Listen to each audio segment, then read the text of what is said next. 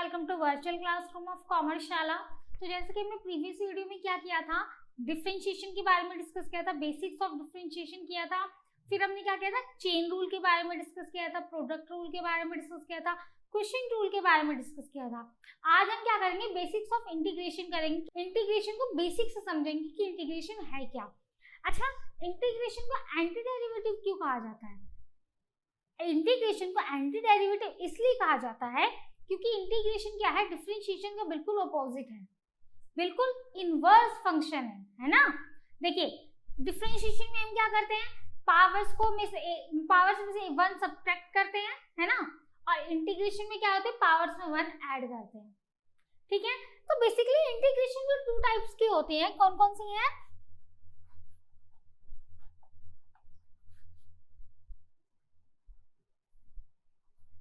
Integrals क्या है, 2 type की है। एक तो है आपका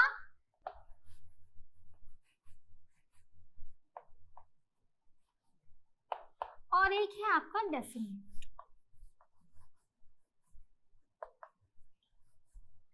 क्या डिफरेंस है दोनों में, आइए देखते हैं पहले इन दोनों में डिफरेंस क्या है। देखिए, इनडेफिनेट से मतलब ही है कि क्या है, इसकी कोई लिमिट नहीं है। क्यों? क्योंकि इसमें हमें कोई लिमिट गिवन नहीं होती। सपोज ये फंक्शन है आपके पास, इसमें कोई लिमिट नहीं होती। बट डेफिनेट में क्या होती है, इसके पास लोअर और अपर लिमिट्स होती हैं। लिमिट्स गिवन होती है आपके पास ए और बी। एक होती है आपकी अपर लिमिट, एक होती है लोअर लिमिट। अपर लोअर दोनों लिमिट्स आपके पास गिवन होती है। बट डेफिनेट्स में, इनडेफिनेट इंटीग्रल्स में ऐसा नहीं होता, उसमें लिमिट्स नहीं होती आपके पास। दूसरी बात ये है कि जब इनडेफिनेट इंटीग्रल्स को आप सॉल्व करते हैं, सपोज इसको अगर आप सॉल्व करते हैं,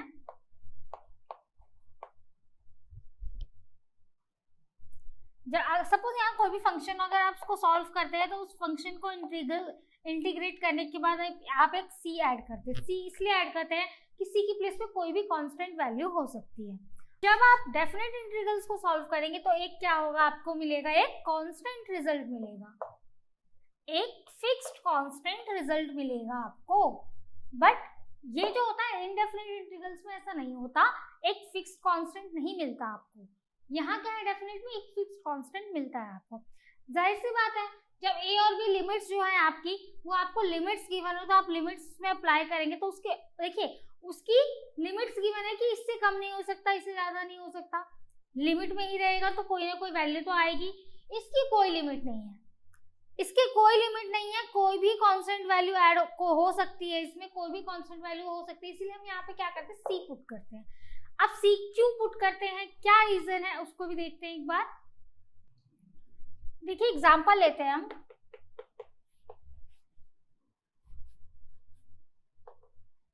इनडेफिनेट इंटीग्रल का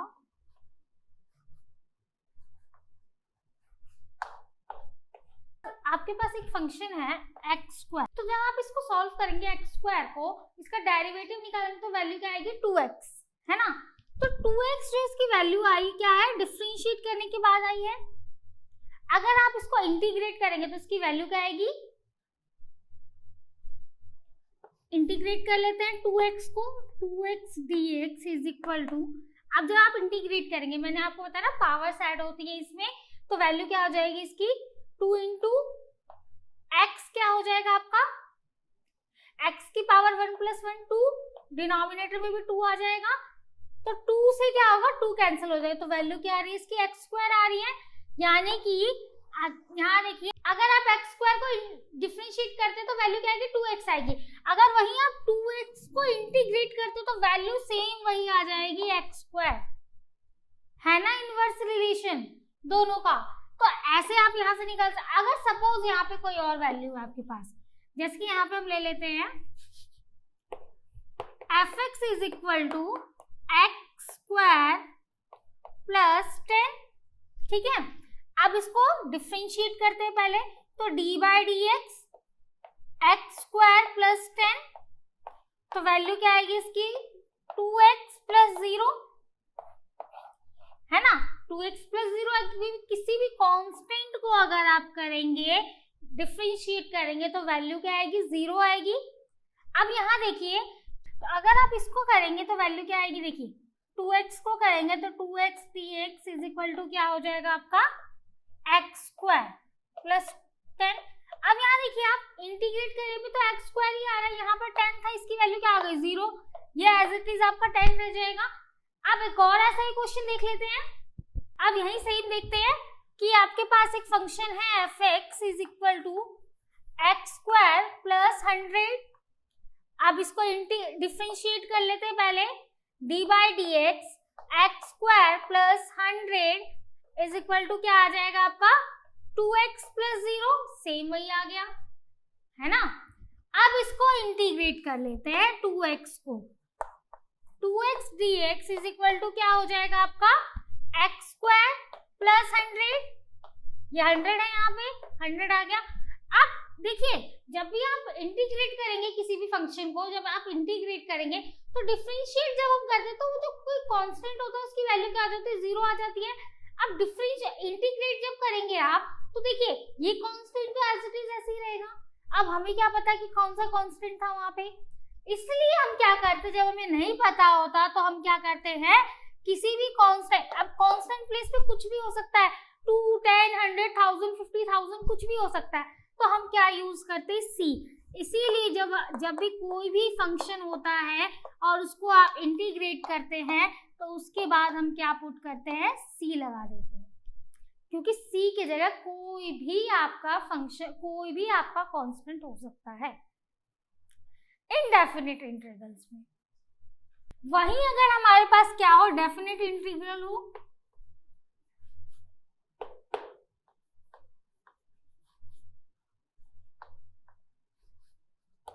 अब यहाँ पे एक फंक्शन है आपके पास 2x dx, लिमिट्स हैं इसकी 1 और 2।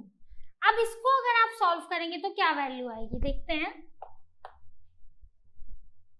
इसको अगर आप सॉल्व करेंगे तो 2 इंटू में x बाय 2 की पावर पूरे की पावर 2 हो जाएगी। यहाँ पे ये क्या होगा, तो यहाँ पे क्या होगा आपका 2 से 2 कैंसिल हो जाएगा, तो वैल्यू क्या आ जाएगी 2 स्क्वायर माइनस 1 स्क्वायर। अब यहाँ देखिए 2 का स्क्वायर 4 माइनस 1 यानी कि वैल्यू क्या आ गई हमारी 3।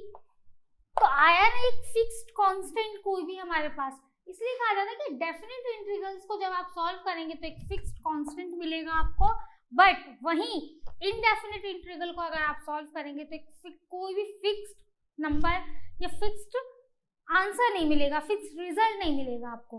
आपको क्या मिलेगा, कोई भी ऐसा फंक्शन के बाद आपको क्या पुट करना होगा, उसके साथ सी को ऐड करना होगा। सी क्या करता है, सी की जगह कोई भी कांस्टेंट नंबर हो सकता है। आइए कुछ बेसिक एंटी डेरिवेटिव्स को डिस्कस करते हैं।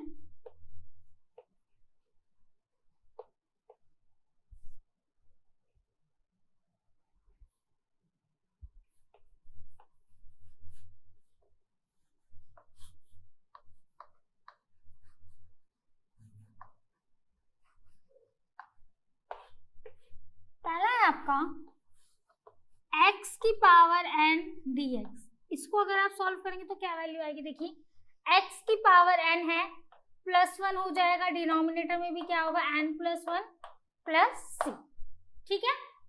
सेकंड है आपका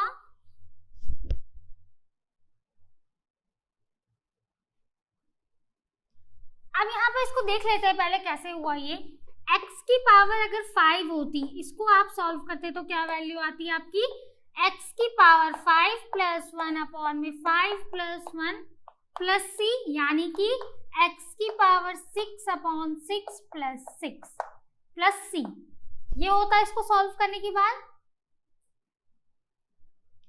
वहीं अगर आपके पास होता x की पावर 10 dx, इसका एंटी डेरिवेटिव निकालते हैं आप तो क्या वैल्यू होती, x की पावर 10 + 1 यानी कि 11 अपॉन 11 + c, ठीक है। आइए देखते हैं क्वेश्चन डिस्कस करते हैं इस पे।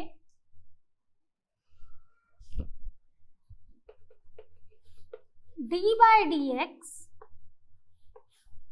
x की पावर 6 अपॉन 6 + c है हमारे पास। अब यहाँ देखिए इसका अगर मैं डेरिवेटिव निकालूं तो क्या आएगा आपका, d by D x x की पावर 6/6 प्लस c को सॉल्व करेंगे तो वैल्यू क्या आएगी? 6 यहाँ पावर में मल्टीप्लीकेशन में आ जाएगा, x की पावर क्या हो जाएगी? 5/6 प्लस 0, c की जगह कोई भी कांस्टेंट नंबर हो सकता है। 6 से 6 कैंसिल होगा तो वैल्यू क्या आ गई हमारे पास? x की पावर 5। अब यहीं अगर मैं x की पावर 5 जो है उसको इंटीग्रेट कर दूं तो क्या होगा देखते हैं। देखिए x की power 5 plus 1/5 plus 1 plus c, सो किसके इक्वल होगा ये? x की पावर 6/6 प्लस c के इक्वल होगा। अब यहाँ देखिए सेम बात हो गई ना, आपने क्या किया, इसको डिफरेंशिएट किया तो आपकी वैल्यू ये आई, और अगर आपने इसको इंटीग्रेट किया तो आपकी वैल्यू क्या आई? ये आई। तो दोनों एक दूसरे के इन्वर्स होते हैं। अगर आप किसी भी नंबर का एंटी डेरिवेटिव निकालोगे तो जो उसका एंटी डेरिवेटिव होगा ना उसके डिफरेंशिएशन के बराबर होगा, यानी कि डिफरेंशिएट की गई वैल्यू जिसको आप डिफरेंशिएट कर रहे हैं, अगर किसी भी फंक्शन को आप, उसकी जो वैल्यू आती है उसको अगर आप इंटीग्रेट कर रहे हैं तो उसका जो आंसर आएगा ना डिफरेंशिएट किए जाने वाले वैल्यू के इक्वल होगा, सेम वैल्यूज होंगी। आइए कुछ क्वेश्चंस देख लेते हैं इंटीग्रेशन के। x की पावर 2 प्लस 5 dx, आइए इसको इंटीग्रेट करते हैं। x की पावर 2 यानी कि x की पावर 2 प्लस 1/2 प्लस 1 प्लस 5 है। जब कोई कांस्टेंट हो उसके साथ कोई भी वेरिएबल ना हो तो आप वहां ऐड करेंगे x प्लस c, यानी कि वैल्यू क्या आएगी इसकी? x की power 3/3 plus 5x plus c। ऐसा ही एक और क्वेश्चन देख लेते हैं। x की पावर 7 प्लस x की पावर 3 प्लस 8, इसको इंटीग्रेट करते हैं, क्या वैल्यू आएगी? देखिए x की पावर 7 यानी कि x की पावर 8/8 प्लस x की पावर 3 यानी कि x की power 3 plus 1 4/4 plus 8x plus c। वहीं अगर सिंगल आपके पास है 6 dx, इसको इंटीग्रेट करेंगे तो वैल्यू क्या आ जाएगी आपकी? 6x प्लस c, है ना। कोई भी कांस्टेंट होगा उसकी जगह आपको क्या ऐड करना है? उसके साथ x को ऐड। एक और क्वेश्चन देख लेते हैं। 6x की cube plus 7x square plus 8x plus 9, इसको इंटीग्रेट करते हैं।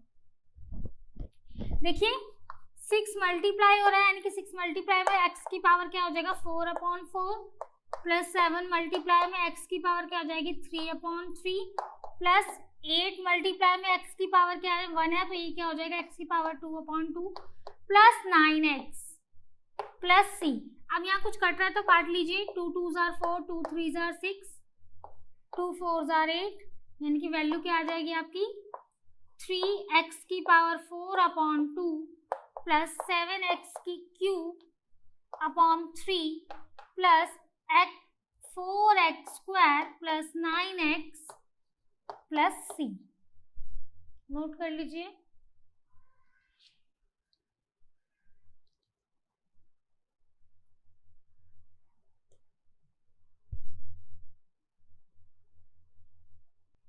वहीं अगर आपके पास क्या है? 1 dx है तो इसकी वैल्यू क्या आ जाएगी आपकी? x dx x plus c। अब ये चीज देखिए आप, कांस्टेंट का क्या रोल है इसमें? अगर कांस्टेंट विद वेरिएबल है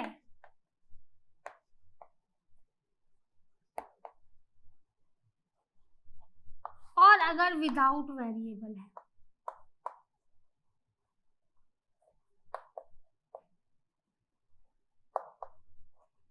तो क्या होता है? अगर विद वेरिएबल है तो क्या रहेगा? सेम नंबर रहेगा, सेम वैल्यू रहेगी,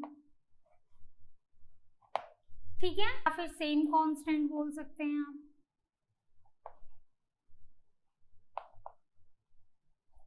वहीं अगर विदाउट वेरिएबल है तो कांस्टेंट की प्लेस पे क्या आ जाएगा आपका? कांस्टेंट की प्लेस पे क्या, कांस्टेंट के साथ क्या आ जाएगा आपका? x आ जाएगा। जैसे कि क्वेश्चन में भी देखा था हमने, एक्स स्क्वायर प्लस 5 है, इसको अगर इंटीग्रेट करेंगे तो वैल्यू क्या आ जाएगी, एक्स के क्यूब अपॉन 3 प्लस 5, कोई भी कांस्टेंट नहीं है, विदाउट वेरिएबल है, यानी कि 5x प्लस सी। ठीक है, तो आज के लिए बस इतना ही, मिलता है नेक्स्ट वीडियो में। तब तक के लिए अगर वीडियो पसंद आए तो लाइक शेयर एंड सब्सक्राइब जरूर करें।